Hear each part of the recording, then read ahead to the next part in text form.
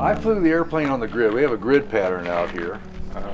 and that was 3,180 stakes we put out in a grid pattern, and you put cups on top of them, and I flew the grid on that.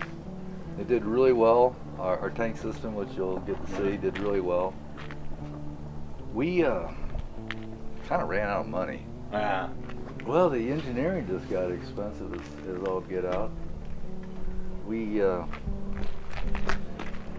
started the whole program on the 146, like I say, in 2001, but we kept it top secret until 2004. We had British Aerospace brought a Dash 100 over, and we loaded it up with sandbags and flew it around out here just to see, you know, kind of a test, see how it would do in like in a typical drop scenario.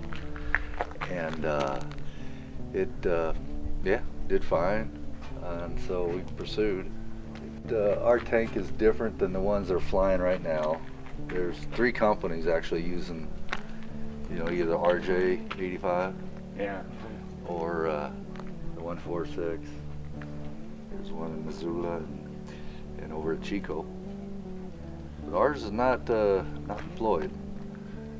Yours isn't pressurized, right? It was gravity fed, right? Oh, our tank system? Yeah. Yeah, it's definitely gravity. Yeah, and that's they have a whole slew of requirements that you need for the air tanker board of what it can do to meet qualifications, and man, we really worked on meeting every little paragraph on it, and we made it. But the engineering got a hold of us. We don't see that airplane in our future. We're just out of money, basically. Short answer on that. So if they can come up with somebody to buy it, fly it out of here. I'm the last one that flew that airplane. Oh, wow. And it did fine. We had a number of water drops, retardant drops. It's a big deal when you do that. It's very expensive, you know, because these cups, we got a crew of brisk guys, you know, that work on fires, and so we had them, because every time we come over, we had to have everybody go out and pick up the cups, put lids on them, and then in this hangar over here, we had to weigh each cup, and they're all numbered, and then you can come up with graphs of how the retardant came down. So it was a heck of a lot of work.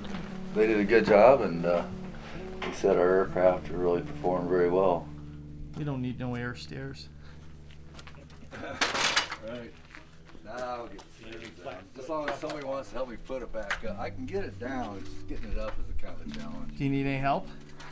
I don't think getting it down.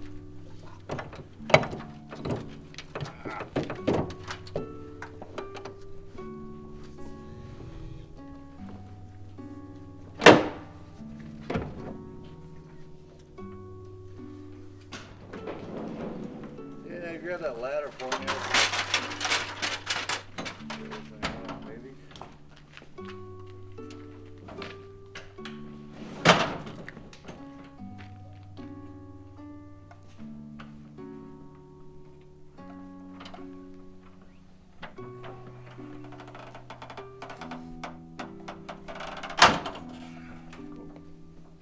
In a lot of ways, it's kind of simple. It's just 2 doors that open up, and we can regulate it. The computer will decide how fast to open and close, depending on what kind of coverage level you want. And it slams shut real nice. For us testing this thing, we actually made a pit so that we can get a true count of how the water's coming out and what speed, and how to tweak the computer program to adjust it, because otherwise if we just open it up on the ground, it would just the water would stack up. Oh, it wouldn't flow, yeah. It wouldn't flow very good, so we actually have a pit that we made so that there wouldn't be any restrictions on it. So the British Aerospace came up with this pogo as an extra leverage to get the doors to close the bottom come out there. We shot the door like that one time.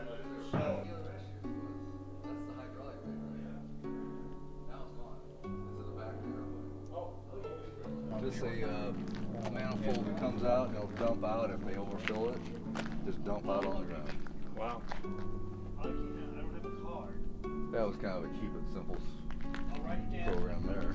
Yeah. Okay, that's handy, yeah. How much work did you guys do with Tronos on this? If any?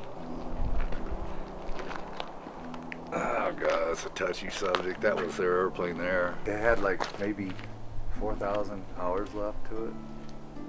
And then if the engineer said that you have to take a 4-to-1 hit or something, you know, now you're down to maybe 1,000 hours or something.